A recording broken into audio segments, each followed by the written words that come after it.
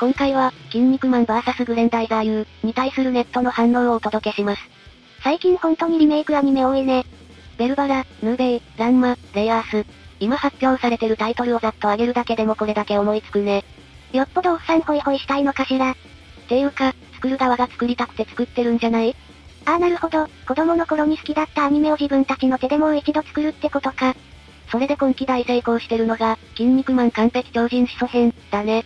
まさしくプロの仕事って感じがするね。各担当者が与えられた仕事をきちっとこなした結果、高評価が得られてるイメージだね。それに引き換え、皆まで言うな。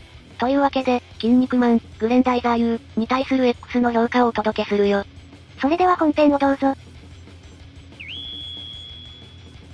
筋肉マン、知らない人もいるかもだけど、一旦36巻で完結した後2011年に再開し、今85巻まで出てます。今アニメやってるのはこの再開後の方。完結前も好きだけど、再開後の方が断然面白いです。予想は裏切るけど期待は裏切らない展開の連続はさすが。俺たちで最強の筋肉マンアニメを作ろうぜという意気込みがすごく伝わってきて大好き。アニメ肉、本当に細かいネタ入っててやばい。ジェロニモの声、小野賢章くんの若々しい声がジェロニモのルーキー感と合っててすごくいい。今のところテリーマンの次にしっくりきてる。旧アニメだと結構障害で敗れた力士マン、ウルフマンが、今回の回想では、原作通りにバラバラになった。バッファローマン、登場時のセリフが原作から変わってるな。アニメは東京ドームについて触れないんだ。マックス、ラジアルがここまでアニメ映えするとは思わなかったんだよな。アニメの再現度が高いので、ここから先も安心して楽しめそうやな。カセットテープで他の超人の能力がインストールされるスタイル、ノスタルジーと斬新さがあるな。あと、悪魔超人なのに可愛いデザインなのがいいね。ステカセキングのビジュアル、いいですよね。旧作アニメのステカセを見て、子供心に。なんだこのデザインは、これ作っている大人たちは何も原作を読んでないんだな、と当時の友人たちと呆れながら話したことを覚えています。旧アニメでの軽いデザイン変更にはどんな裏事情があったのやら。旧アニメの謎デザイン。申し訳ないけど、個人的になしすぎたので、本来の原作デザインで動く姿見られてよかった。今の若者はステカセ見て何をモチーフにした超人かわかるのだろうかと思いながら楽しくアニメ見ました。アニメで見るとさらにワクワクが増すぜ。ステカセキングの新、超人大全集。超人大全集はチートなのにデッキ編成下手でグムる。ステカセキング、変身ごとに声色も変わるのすごい。そしてやはり強いのに間抜けさが抜けない愛嬌がまたずるい。ステカセの変身楽しいのでアニメオリジナルで、もう一超人変身して欲しかった。Wi-Fi 対応になって無制限に超人再生するようになったらさらに強くなるのかな？カーメンの出番原作より削られてて草。ほんまに不遇すぎる。カーメンさんの扱い軽いけど、生首噛みつきとかストローチューチューとか、ギミック持ちが蔓延する中で地味すぎだしな。頭のコブラが弱点なの増えた。ターボメンが腕のリボルバーをくるくる回すのかっこよかった。アニメならではの演出、毎回楽しみ。ターボメンとの最後の会話が変更されてたのは悪魔超人たちのスタンスを明確にするためだろうか。やっぱり檜山さんのお芝居は迫力あってかっこいいな。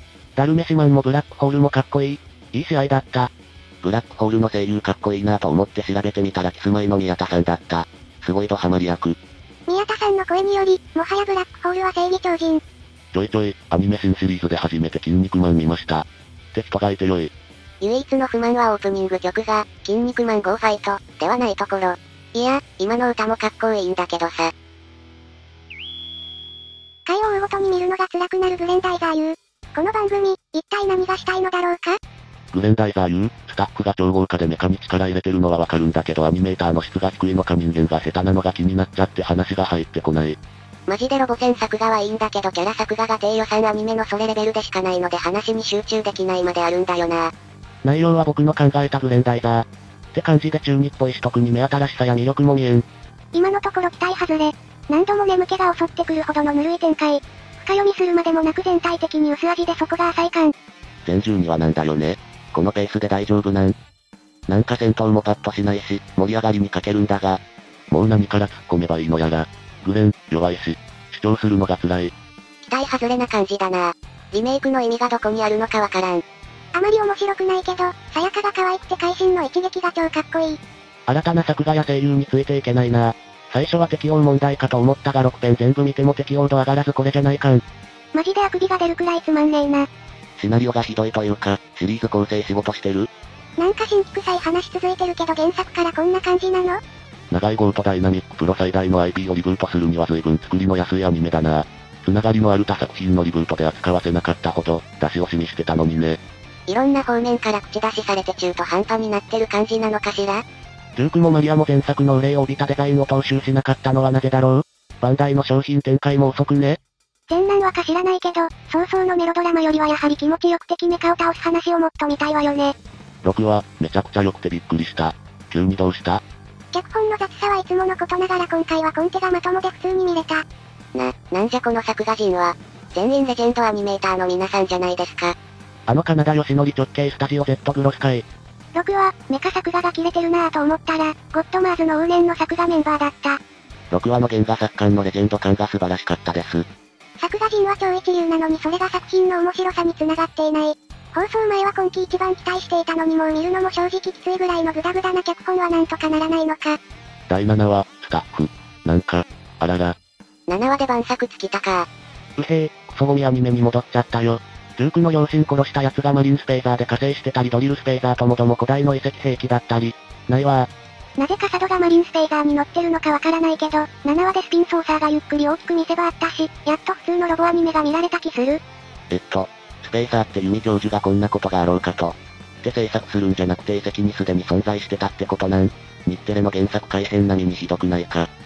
ツッコミどころの多い回だった。大気圏突破できるスクリュークラッシャーパンチが水中で弱体か？なんかハーケン壊れたけど地球の材質で直せるんか？そもそも地球製スペーザー第1号がダブルスペーザーだったのはダイザーとスペーザーが合体した時にいちいち座席を移動させる手間を省くためであることを本作のスタッフが理解しているのか。オイルマネーどこ行ったんだよって出来だったな。YouTube にある過去版も1話だけ見てみたんですが、はっきり言って過去版の方が引き込まれるものがあった。なんでリブート作品は原作超えが困難なのか。ロボアニメ制作のレジェンドたちを寄せ集めても昭和の原作に全く太刀打ちできてないのが悲しみしかない。両作品に対する反応に随分と差があるけど、これ、筋肉マン、だけいい反応を、グレンダイザー、だけ悪い反応を選んでるんじゃないの？そう思う人もいると思って、そうじゃない証拠を持ってきたよ。まず、Yahoo リアルタイムの検索数と、感情の割合。Yahoo リアルタイムは X のポストを集計したものなので、実質 X のポスト数と思ってもらっていいよ。検索数は文字通り、1ヶ月に何回ポストされたか。筋肉マンを含むポストは月98,980件。グレンダイザー U は月8,983件だったよ。10分の1くらい数値に差があるのね。それよりも問題なのは、感情の割合の部分。これは、ポストされた文脈を AI が読み取って、ポジティブか、ネガティブかを判断するんだ。筋肉マンはポジティブなポストが 82% なのに対し、グレンダイザー U は 54% しかないんだ。筋肉マンのポジティブ率の高さすごいわね。確かに、面白い、すごい、圧倒される、など褒め言葉が並んでるからね。それに比べると、グレンダイザー U の方は、つまらない、作画がひどい、どうしてこうなった、みたいな否定的ポストが多いというわけね。中には好意的なポストもあるにはあるんだけど、年寄りには懐かしい、誰々が可愛い、みたいなポストばっかりだったんだよね。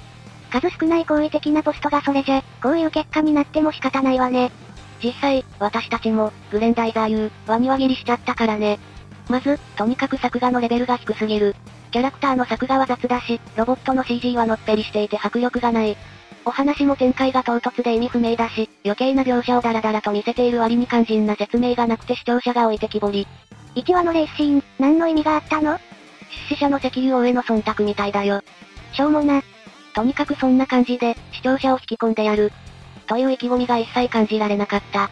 あまりの酷評ぶりに急遽手こ入れしたのか当初の予定通りなのかはわからないけど、第6話だけはスタジオ Z グロス界で作画のクオリティもロボットの迫力も申し分なかった。